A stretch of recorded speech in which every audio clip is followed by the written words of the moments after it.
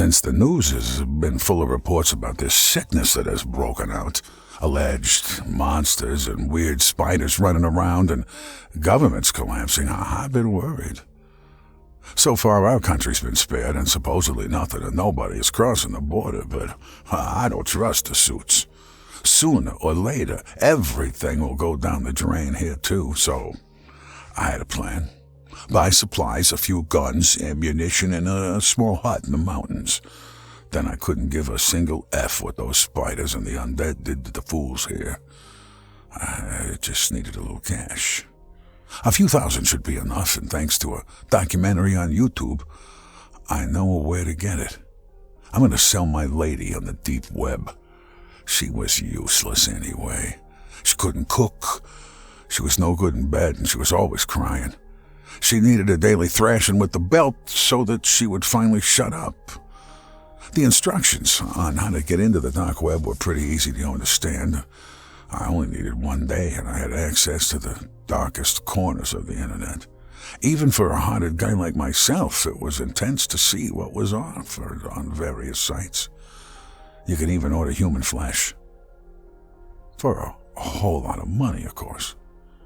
If you wanted to, you can even order a guy to come to your house and eat a part of you, a foot or an arm. Oh, what sick stuff. Thanks to the documentary, I already knew the name of the site I was looking for, and I quickly found it. Here, you could now post your own auction. It was pretty simple, like on eBay. You had to enter the exact measurements, gender, hair color, and age of the person, and then wait for offers. I came into the kitchen after posting the offer because it was like 6:01 p.m., time for dinner. I couldn't believe the food wasn't on the table yet. The old lady was still in the kitchen. I was starting to get fed up. I went to her without saying anything. She was just about to come up with some excuse when I grabbed her hand and plunged it into the pot of boiling water and spaghetti. She screamed and moaned until I smacked her. Then I went out to get a burger. The pot and all the spaghetti were on the floor when I left, and I really hoped for her sake that mess would be cleaned up when I got home, and indeed, everything was tidy. I only saw that out of the corner of my eye because I went straight to my study. I was overcome with curiosity to see if anyone had responded to my offer yet. I booted up my laptop and logged in. The latest bid immediately caught my eye. Mr. Peace 69 offered me $20,000 for the old lady. That was crazy. Fortunately, I had the option of accepting the bid immediately instead of waiting for the auction to end. I was now $20,000 richer, baby. In the checkout process, I wrote that I would like the money in cash and asked the buyer for a suitable drop-off location. I was told to come to a disused quarry about 50 miles from here tomorrow evening at 10 p.m. To be on the safe side, I looked at the route beforehand and saw that I could easily reach the quarry via remote country roads. That was perfect. When the time came the next evening, my adrenaline rose dramatically. I had done things that were against the law before, but nothing like this. Marie, that was the old lady's name, didn't suspect a thing. Without warning, I punched her in her pretty young face and tied her up. To stop her screaming, I stuffed my worn underwear into her mouth. Then I heaved her into the back of my old Ford Ranger and covered her with a tarp. The journey was quiet. I didn't even meet another driver on the way. The quarry was also deserted, and I drove slowly down the winding road. Now, the others, well, they were over a half hour late, but what the hell? I'm happy to wait 30 minutes for $20,000, right? I was a little surprised that they only came in a small car. There was a guy with a hood at the wheel, a huge guy with a paper bag on his head squeezed out of the small car. He was wearing a sweater and something like a nurse's costume underneath. I don't know if this was a sick game for him or if it was customary for people to dress up for these kind of handovers, but the muscle man came over to me and threw a doctor's bag at my feet. He wore a little badge on his nurse outfit that had a smiley face on it, and it said, Team Peace. I could see in the spotlight that the bag was filled with the bundles of money. My heart was pounding with joy. As the huge nurse didn't say anything, I took off the top and pointed at Marie, who seemed panicked. From the look of those guys, she should be too. Surprisingly gentle, he grabbed her shoulder, ran over with her, and took off her restraints. As I quickly got into my car and drove away, I could see the woman sitting down in the back seat. Well, I wished her a lot of fun. Over the next few days, I started to buy my supplies. I was just about to pack all the tinned food into a box when there was a knock at the door. That made me a little uneasy. Normally, there was never a knock at my door. Luckily, I already got myself a Glock 29 ready for action, which I pulled out as I went to the door. I opened it and saw Marie lying in front of my door. There was no one else to be seen.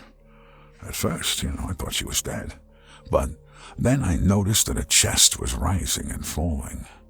But her eyes, they seemed so fixed. I dragged the damn woman inside. We didn't have any direct neighbors, but nobody had to notice. She didn't make a sound. Somehow, she was drugged. Damn. Our government and our legal system was still intact, so I couldn't give her the chance to speak to anyone. Without much thought, I loaded her butt into the big basement. I had no idea what to do with her. I don't know why, but I put some bread and a bottle of water next to her. Maybe I was feeling guilty. I checked on her the next day. She hadn't touched the bread and the water, but she was more alert now. She was sitting against the wall and eating something. As the light was broken, I had to get my flashlight. When the beam of light hit her, I saw that she had a rat and was eating it. She just bit into its back and ripped muscles, tendons, and even parts of the spine out of the poor animal with her mouth. The blood was spurting. I couldn't watch. I went back upstairs and locked the door again. Over the next 2 days, I thought about what I should do with her. Over and over again, I could only think of one solution. I had to end her. Even though I had repeatedly beaten, humiliated, and perhaps tortured her over the last few years, I felt sorry for her now. Seeing what she had become made me feel guilty, and I didn't need that right now. So I took my Glock and went down to the cellar with my flashlight. Her body would probably never be found. When the apocalypse breaks out here in the country in a few weeks, no one will have time to look for her. Poor thing. It smelled awful in the cellar. It must be a rotting rat. It was no longer the place where Marie had been sitting before. Maybe she was hiding from me. There were a few water containers in the back corner. There was enough room for her to hide behind them. I walked slowly and carefully to the crates and around them. I didn't find Marie there, but parts of her. Her long blonde hair was everywhere. Her teeth, blood, and fingernails. What the hell had happened to her? When I heard the loud breathing behind me, I remembered something. That's exactly how it started in the other places, like they said in the news. Relatives changed, withdrew. At some point, a cocoon was found that was empty because the spider was already on the hunt for prey. But there was no cocoon here. I slowly turned around and looked into her hungry, huge brown eyes. She was no spider. She was something else. With the long snout, pointed teeth, and powerful paws, she looked like a wolf. Her naked body was no longer as pretty as it used to be. She had that bristly black hair all over her. As quickly as I could, I raised my gun and fired, but she knocked it out of my hand with her paw. Then she grabbed me and bit my neck. Then she bit my face. I could smell her stinking breath as she tore my cheeks apart. She also tore my stomach and chest apart with her claws. I could even see my intestines. But then she stopped as if it was some kind of instinct. She looked down at me and left the cellar. She was going to go hunting. I knew that now. I thought I was going to die now, but I didn't. I was just changing. It hurt so much. As I'm writing this, I start to hear the voice of the man inside my head. So be warned, these creatures are coming, and they come for you. Hey, horror fans, do you want to know how our self-written story universe continues? Then click here on the next video.